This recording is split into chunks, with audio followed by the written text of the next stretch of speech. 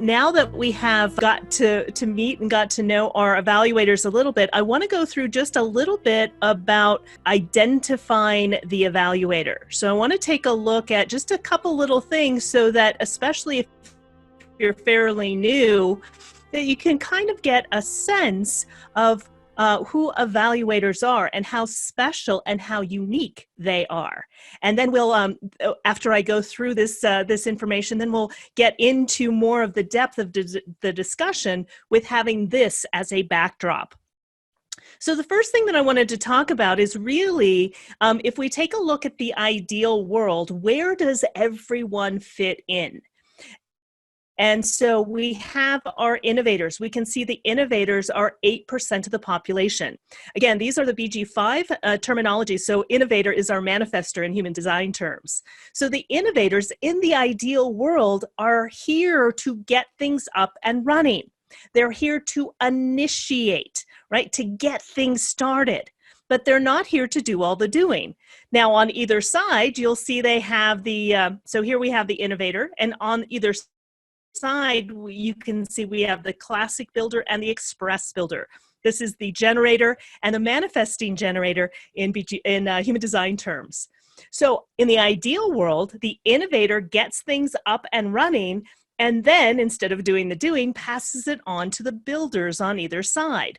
We have the express builders and the classic builders.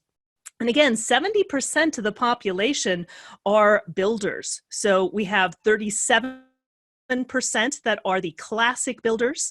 We have 33% that are the express builders. And the builders are really here to provide the energy to move things along.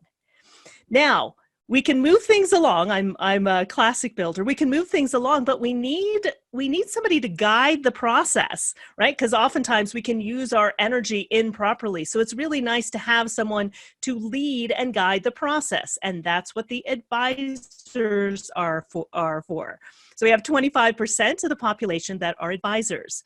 I often say this in class, it sort of looks like a ladybug, right? So we have the body of the ladybug, which is the innovators. We have the wings that are here to do the doing, the express and classic builders.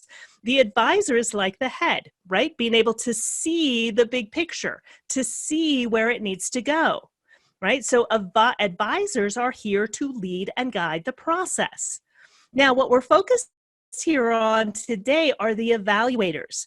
And again, what makes the evaluators so unique is, one, they are only 1% of the population.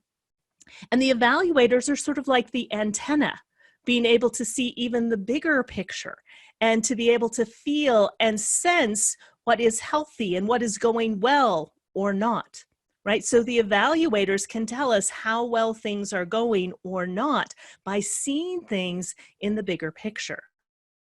So we'll hear from our evaluators and how that shows up for them as we go along. Now, how do you know if someone is an evaluator, right? How you know if somebody is an evaluator is that they do not have any functions defined. This is what makes them very, very unique.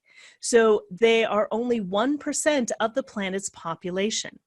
And I wanted to give you also some famous examples of some evaluators, so you can also get your head around who are some famous evaluators as well. So we have Sandra Bullock, who is an American actress who is an evaluator.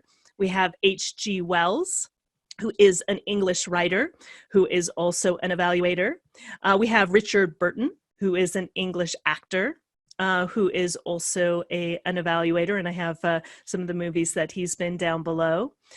We have Scott Hamilton, who was a U.S. Olympic gold medal figure skater, who is an evaluator as well. I believe I think it's the Prime Minister of Italy. I think that's the title. He's also an evaluator as well. I meant to add him as well, and I forgot to add that. So again, you can see that evaluators have a wide range of professions and things that are available to do and to lead and to guide and to see things in a bigger way. So I wanted to tie it in with what Ra had to say, especially about evaluators moving forward into the future. One of the things that you're probably aware of, especially as things are really crazy in the world right now, things are shifting and changing. We're in this 7-year cycle towards 2027. And in this 7-year cycle, we're also moving away from the era of planning into the era of the individual. And with that, there is also the rise in the hierarchy for evaluators. So now more than ever, evaluators are here to really love, trust, and accept themselves so they can be the leaders, the guides, to be able to see the bigger picture as we move forward into the future. And as Ross said, many of the characteristics that differentiate evaluators today resonate from a time when our earliest human ancestors lived in harmony with the cosmos, in the flow of nature, and in community with each other. So again, I think it's really appropriate that we're talking about evaluators today on Earth Day as well. So there's a new hierarchy, and this new hierarchy is beginning to emerge, in which the evaluator will play an exquisite role as they stand for ultimate justice. With their quiet, unobtrusive aura, they will fill their rightful place in the center of the type hierarchy by reflecting back to the world the not-self injustices they see humanity perpetrating on itself. They are here to prod humanity towards a cooperative, just, peaceful, and equitable global community in preparedness for those born after 2027 with spirit awareness.